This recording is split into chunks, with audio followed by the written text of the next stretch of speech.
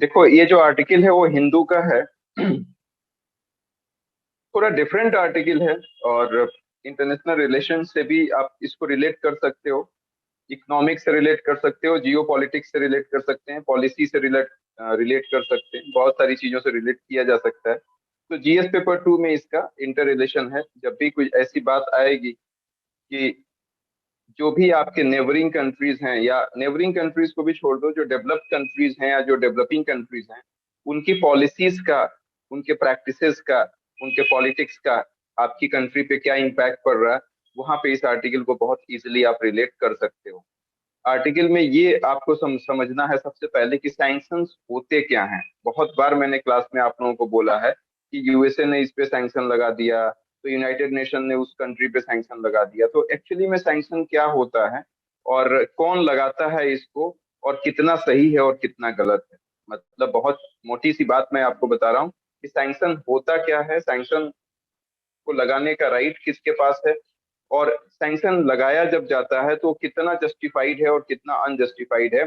इसी के बारे में ये पूरा का पूरा आर्टिकल है। ध्यान से समझिएगा, समझ में आ जाएगा। आर्टिकल का हेडिंग है why the regulation of sanction matters. मतलब सैंक्शन को रेगुलेट करना किस लिए मैटर करता है और कितना सही है। अब सैंक्शन क्या होता है, इसको एक एग्जांपल के तहत राइटर समझाते हैं। आप समझिएगा। जैसे मान लीजिए कि आप सब लोग विलेज में रहने वाले लोग हैं, कोई ना कोई विलेज का होगा जरूर। हालांकि ये सैंक्शन क्या होता है, इसको इंटरव्यू में भी पूछा जा सकता है, आपके मेंस में भी डायरेक्ट क्वेश्चन आ सकते हैं। तो सैंक्शन क्या होता है, पहले इसको समझ लीजिएगा, उसके बाद आपको पूरी की पूरी कहानी समझ में आ जाएगी। सपोज दैट आप लोग गांव के रहने वाले लोग हैं, आप विलेज में हैं, और विलेज में आप ये समझिए कि वहां पे एक पंचायत आया, मतलब मतलब एक ग्राम सभा ऐसे समझ सकते हैं, ग्राम पंचायत टाइप का। मतलब जितने भी लोग हैं ना उस विलेज में, मान लो 100 लोग हैं, सपोज दैट। 100 लोग नहीं होते हैं, बहुत ज्यादा होते हैं, बट मान लीजिए 100 लोग। अब 100 लोगों ने मिलके एक डिसीजन लिया कि यहाँ पे जो अल्कोहल यूज करेगा ना, उसको हम सोशली बाइकाट कर देंगे। मतलब कि उससे हम किसी तरीके का कोई लेन देन नहीं रखेंगे। वो कोई सामान भी बेचेगा तो उससे नहीं खरीदेंगे, या वो हमसे कुछ खरीदने आएगा तो हम उसको नहीं देंगे। एक तो ये कहानी हो गई। मैं फिर से रिपीट करता हूँ। सपोज दैट कि आप किसी विलेज में रहते हो, उस विलेज में 200 लोग हैं या 100 लोग हैं। सब लोगों ने मिलकर सोशल इविल्स को खत्म करने के लिए कुछ रिस्ट्रिक्शंस, कुछ रूल्स एंड रेगुलेशंस फ्रेम कर दिए कि भाई कोई स्मोकिंग करेगा तो उसके उसके साथ हम बातचीत नहीं करेंगे, उसको सोशली बाइकाट कर देंगे। कोई दारू पिएगा तो उसको सोशली बाइकाट कर देंगे। तो एक तो ये केस हो गया। दूसरा केस ये है कि सपोज, अच्छा, ये फैसला कौन लेगा, ग्राम पंचायत लेगा भाई। दूसरा दूसरा चीज ये है कि उसी ग्राम पंचायत में मान लो कि कोई rich person, for example Paulami Debnath, मान लीजिए कि रिच पर्सन है, बहुत रिच है, बहुत इन्फ्लुएंशियल है। उसी उसी उसी विलेज में 100 लोग हैं जिसमें Paulami Debnath is very rich person, very influential person. अब ये क्या करेगी, जो पंचायत जो डिसीजन लेगा ना, उस डिसीजन को नहीं मानेगी। और चूंकि ये बहुत इन्फ्लुएंशियल है तो इसके साथ मास भी होगा, कुछ ना कुछ लोग भी होंगे। तो ये अपने से किसी चीज को इंटरप्रेट करेगी, और अपने से इंटरप्रेट करेगी तो इसके पीछे जनता भी इसके सपोर्ट में आ जाएगी। यही चीज अभी हो रहा है आज के डेट में। सैंक्शन लगाने की रिस्पॉन्सिबिलिटी तो है यूनाइटेड नेशन को, लेकिन यूनाइटेड नेशन से पहले ही अमेरिका सैंक्शन लगा देता। आप कॉलमी देवनाथ इज अमेरिका, आप इससे आप समझ लीजिए कि अमेरिका क्या करता है, यूनाइटेड नेशन की चीजों को नहीं मानता है और खुद ही सैंक्शन लगा देता है। तो वही कहानी यहाँ पे भी हुई है कि यूनिलेटरली अमेरिका ने रसिया के ऊपर सैंक्शन लगा दिया है, ये यूक्रेन वाली कहानी पे। और कहा जाता है कि ये यूएसए ने जो यूनिलेटरली सैंक्शन लगाया है, ये ऐसा नहीं है कि पहली बार लगाया है। इसने ऑलरेडी ईरान पे, वेनेजुएला पे ऑलरेडी सैंक्शन लगा रखा।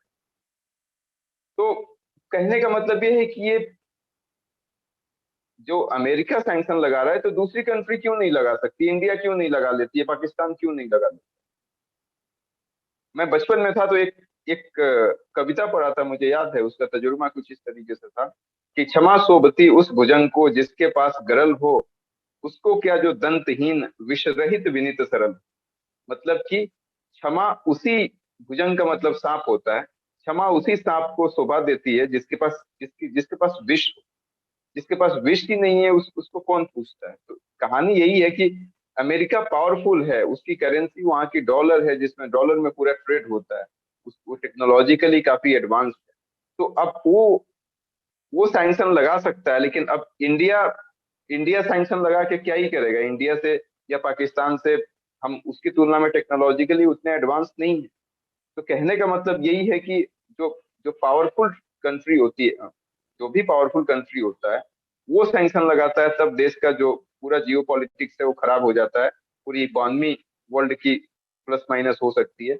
लेकिन इंडिया, पाकिस्तान, श्रीलंका, नेपाल, इस तरीके की कंट्री कोई लगाए तो कोई बहुत ज्यादा इम्पैक्ट पड़ने वाला नहीं है।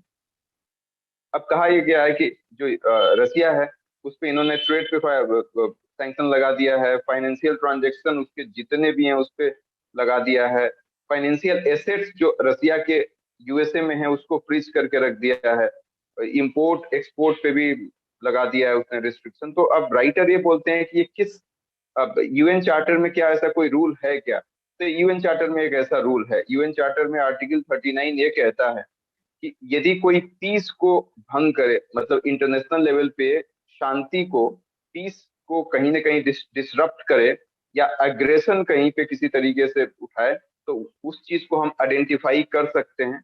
और यदि वो सच में ऐसा कर रहा है तो आर्टिकल 41 के तहत बिना आर्म्स को यूज किए हुए, इस बात को ध्यान से समझिएगा, बिना आर्म्स को यूज किए हुए हम उस पर जो चाहे वो कार्रवाई कर सकते हैं। आर्म्स नहीं यूज करना है, हथियार नहीं यूज करना है। ये आर्टिकल 41 कहता है। और 39 क्या कहता है कि पीस और एग्रेशन के खिलाफ हम, मतलब यदि कोई आपके शांति को भंग करने की कोशिश कर रहा है या एग्रेसिव हो रहा है कोई कंट्री आपके खिलाफ, तो उसको आइडेंटिफाई हम कर सकते हैं। और उसको, लेकिन उसको इंडोर्स करने की जब बात आएगी तो वहां पे आर्टिकल 41 का हम एक्सरसाइज करेंगे। इसके साथ साथ इन्होंने ये भी बोला, 1966 में यूनाइटेड नेशन सिक्योरिटी काउंसिल में 30 तरीके के अलग अलग सैंक्शंस लगाए गए। और 30 अलग अलग सैंक्शंस कौन कौन से थे वो 30 का जिक्र तो नहीं है। जैसे फॉर एग्जांपल कि हथियार आप परचेज करने पर रोक लगा दिया गया, या ट्रैवल बैन कर दिया गया। जैसे अभी अभी ट्रैवल बैन किया है अमेरिका ने।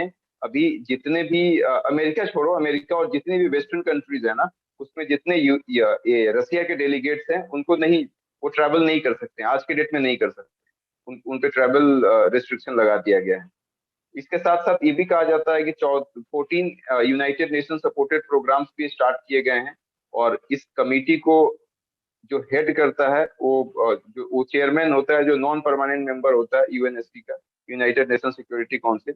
अब कहा यह जाता है कि यूनाइटेड नेशन क्यों नहीं सैंक्शन लगा रहा है रसिया पे, अमेरिका ही क्यों लगा रहा है?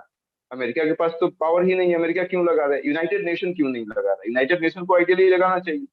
तो यूनाइटेड नेशन इसलिए नहीं लगा रहा है क्योंकि रसिया के पास वीटो पावर है। यदि यूनाइटेड नेशन ने लगा दिया तो रसिया अपने वीटो पावर का यूज कर लेगा, तो कोई मतलब नहीं रह जाएगा सैंक्शन का। तो ये एक बहुत बड़ी प्रॉब्लम है। और लास्ट में राइटर ये बोलते हैं कि जो यूएसए है, ये सैंक्शन लगाता है तो क्या मतलब, ये कितना यूनिलेटरली सैंक्शन लगाता है, तो ये कितना जायज है और कितना नाजायज है, कितना लीगल है और कितना इलीगल है। तो अब इस पे राइटर ये बोलते हैं कि देखो, जितने भी इंटरनेशनल ट्रेड एग्रीमेंट होते हैं, चाहे वो डब्ल्यूटीओ की बात करें या जितने भी इन्वेस्टमेंट ट्रेड एजेंसीज हैं, तो वो साफ साफ कहती है कि यदि आपकी सिक्योरिटी को या आपके सेल्फ, मतलब सिक्योरिटी को कहीं ना कहीं खतरा है किसी कंट्री से, मतलब ये जो इंटरनेशनल ट्रेड एग्रीमेंट है डब्ल्यूटीओ का, या इन्वेस्टमेंट ट्रीटीज एग्रीमेंट होता है, तो ये साफ साफ कहते हैं कि यदि इंडिया को किसी भी कंट्री के साथ खतरा है तो वो उसके साथ अपने बिजनेस को कम कर सकता है, वो किसी न किसी तरीके से सैंक्शन लगा सकता है। सेल्फ डिफेंस के लिए, अपनी सिक्योरिटी को इंश्योर इंश्योर करने के लिए ऐसा कर सकता है। तो अमेरिका भी उसी, यूएसए भी उसी कॉन्सेप्ट पे ये सब काम कर रहा है। अब लास्ट में, एकदम लास्ट में राइटर ये बोलते हैं कि रसिया पे इस तरीके से सैंक्शन लगा दिया है यूएसए ने, तो क्या रसिया के पास कोई ऑप्शन है, कोई कोर्ट में जा सकता है क्या? अब इस पे फिर इसका जवाब देते हैं राइटर, कहते हैं कि देखो, इंटरनेशनल कोर्ट ऑफ जस्टिस, जितने भी इंटरनेशनल ऑर्गेनाइजेशन है वो सब वेस्ट डोमिनेटेड इंस्टीट्यूशन है। मतलब कि कहीं ना कहीं वो अमेरिका और उसके एलाइज कंट्री हैं उसी के सपोर्ट करेंगे, तो वहां पे रसिया के जाने का कोई फायदा है नहीं। फिर भी राइटर बताते हैं कि एक आध बार ऐसा हुआ है कि उनके अगेंस्ट में ही फैसला गया है। जैसे निकारागुआ केस मई 1985 में हुआ था, जिसपे यूएसए ने सैंक्शन लगाया था। तो ये निकारागुआ जो है वो इंटरनेशनल कोर्ट ऑफ जस्टिस में चले गए। और वहां पे जब गए तो यूएसए को काफी ज्यादा क्रिटिसिज्म झेलना पड़ा, और वो मामला उनके फेवर में पहुंचा। इसी तरीके से एक और एग्जाम्पल है, राइटर ने बताया है यूनाइटेड किंगडम जो यूके है उसने ईरान पे सैंक्शन लगाया था। तो वो ईरानियन बैंक पे सैंक्शन लगाया था, तो ईरानियन बैंक पहुंचा इंटरनेशनल ट्रिब्यूनल में, और वहां पे उसने क्लेम कर दिया कि उसने 1.3 बिलियन यूरो का नुकसान हुआ है। तो इस पे फैसला ईरान के हाथ में चला गया, मतलब यूके के अगेंस्ट में गया। तो ये दो ऐसी चीजें हैं जिससे ये साबित होता है कि यदि रसिया भी अप्रोच करे इंटरनेशनल ऑर्गेनाइजेशंस को तो उसके उसके फेवर में फैसला जा सकता है। लेकिन फिर सबसे लास्ट में राइटर ये कहते हैं कि ऐसा होना पॉसिबल नहीं लगता है, क्योंकि ये दोनों जो केस थे वो लेस पोलराइज थे, और यहाँ पे यूक्रेन और रसिया के वार की बात है जो बहुत ज्यादा अपने आप में पोलराइज्ड है। तो यहाँ पे फैसला आना इतना इजिली संभव नहीं लगता है। आर्टिकल